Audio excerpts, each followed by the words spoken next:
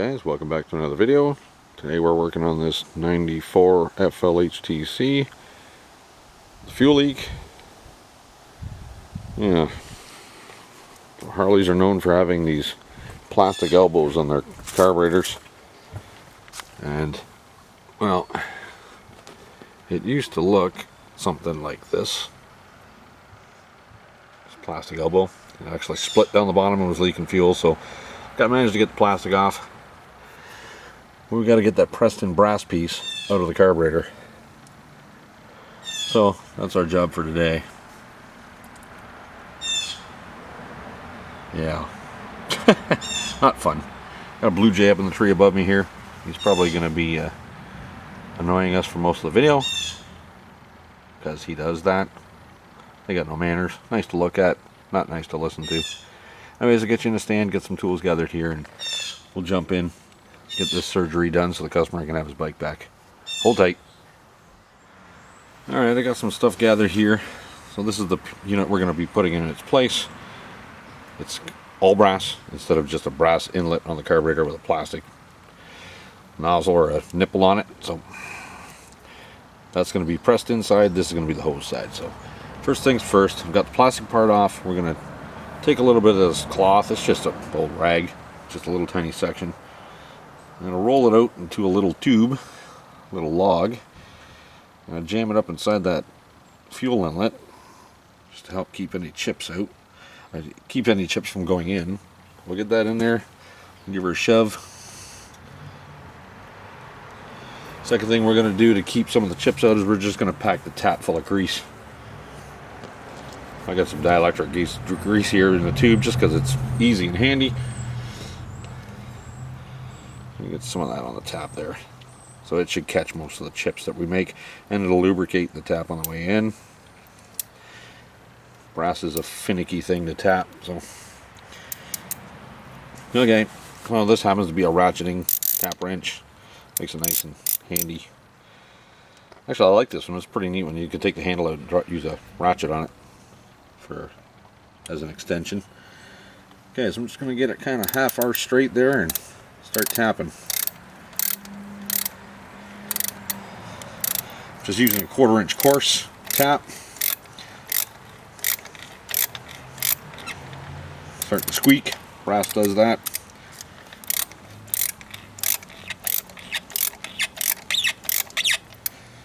I'll just cut some chips.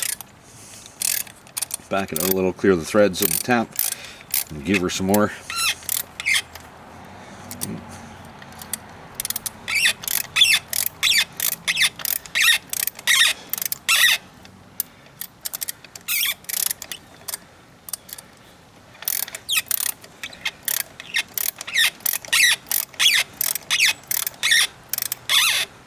I don't want to go too deep. Don't want to do any damage inside the carburetor.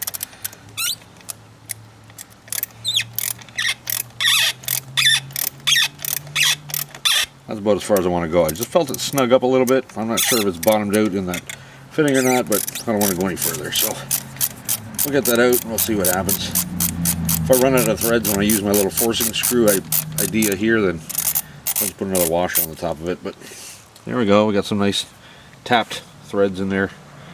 Let's see if we can get you a zoom in. If we focus, there you can see it's got some tapped holes in there now. So will you back you out again? Ooh, that's not backwards. This is backwards. So all I got is a 10mm deep socket, long 1/4 inch bolt. Yes, I've used this one before for hanging stuff to paint, but one washer. The bolt sticks out the end of it, so the socket will go over the brass part, and the bolt will thread into the back of the fitting. Yeah, you know what?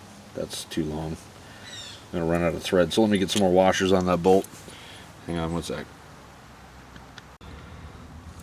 Okay, I got me a nice big spacer here, so I've got more washers in my hand in case we need to add washers. Well, let's get that threaded in. Ah, you know what? I forgot the wrench. Hey, give me a second. 7/16 wrench. 7/16 ratchet in the socket. We'll use that. So let's see what kind of disaster we can cause here. I felt something start to pull. Just felt a little bit of a give.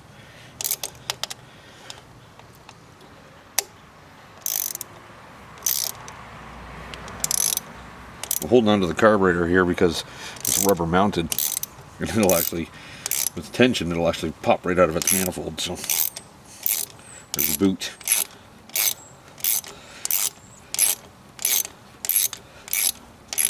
Look at that, she's getting nice and loose now.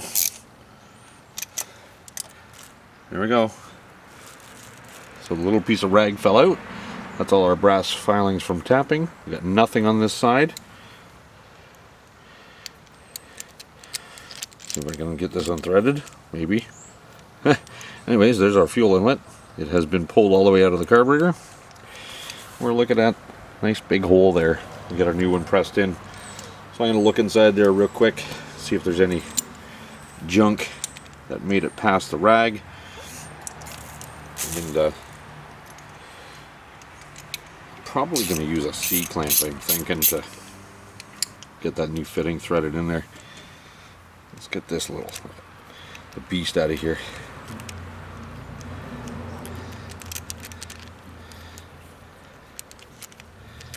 So this is what was stuck.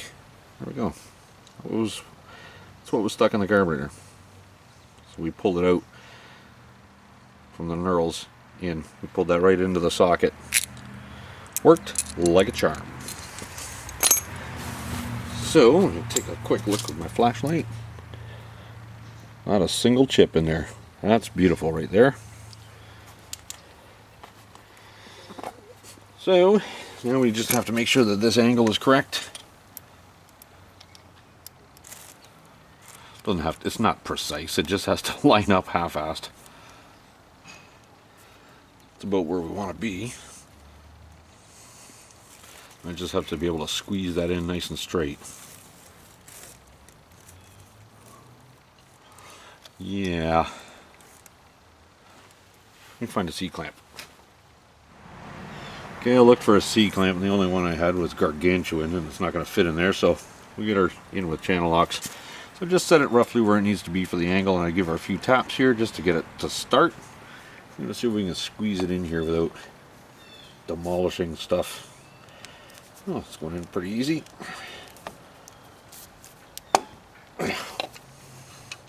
Adjust our channels one notch tighter.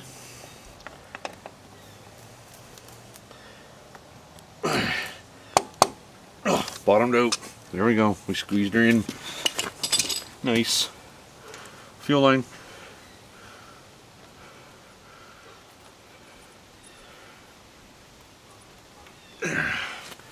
Here we go. Beautiful. Get our hose clamp back on there. And in this video I didn't show you how to take all the air cleaner and that rubbish off, but it's pretty straightforward if you've worked on Harleys before. Two big breather bolts here in the air cleaner, the base. 3 screws here. That's what holds the base on, then you drop the filter on, then you drop the cover on. Beautiful. Beautiful. That will fix this one up for the customer. Let's see if I can get that base on there real quick. Hold tight.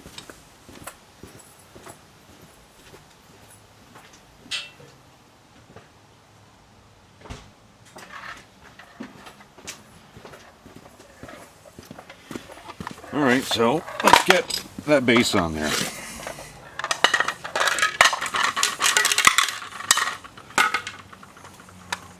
The base goes up here. Let's get the plastic bag out.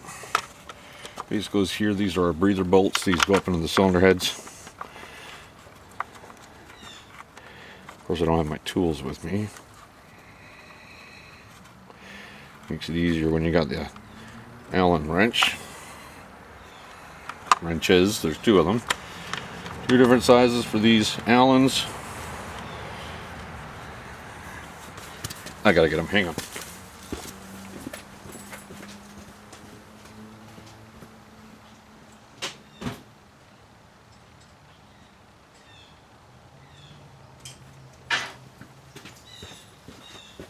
Okay. Should be this one. No. This one? Yeah, there we go. Here's one. Let's get this one started. These two big bolts will locate the carburetor in its rubber boot.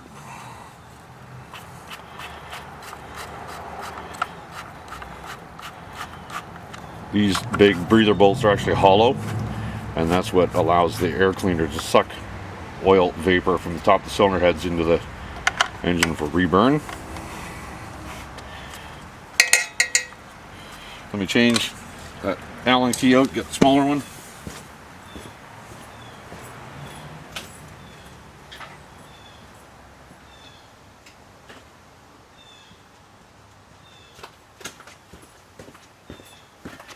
There we go. Get those in there.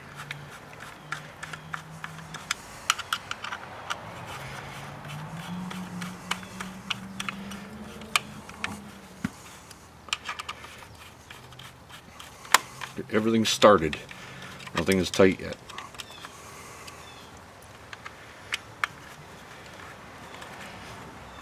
Okay, these three are just snug. Let's tighten our breather bolts.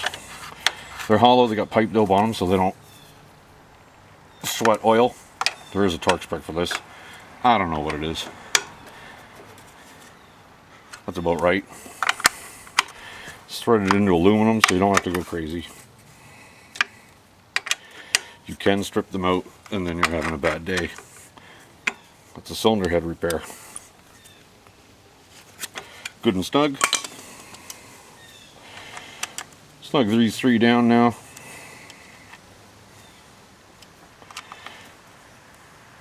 That's good. It's that Can-Am air filter. Just slides on. These little hoses here go up to the breathers. Slides on. We have our cover.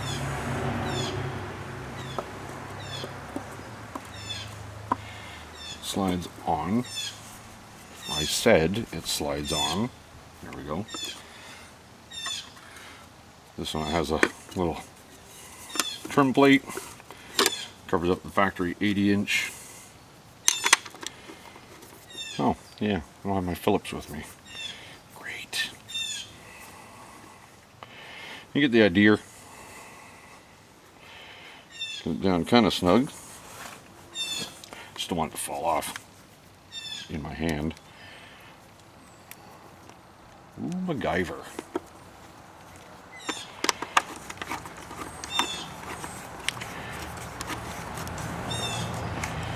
Here we are. I'll go in with a number 3 Phillips and tighten that up when I get back into the garage, but that's it. That's it. That is replacing this busted plastic fuel inlet. This is a Drag Specialties part that I put in there. It says it fits Cayenne carburetors, and so this is a Cayenne. It's a factory CV40. Fits perfect. Easy to take out. If you do a little trick with making yourself a puller, easy to push in with channel locks or a less gargantuan C clamp. The channel locks I like better because you can actually angle them slightly to make sure that the fitting gets pushed into the carburetor in a straight direction, nice and straight, so it doesn't get cockeyed and bent and twisted. Anyways, that is going to wrap up this video.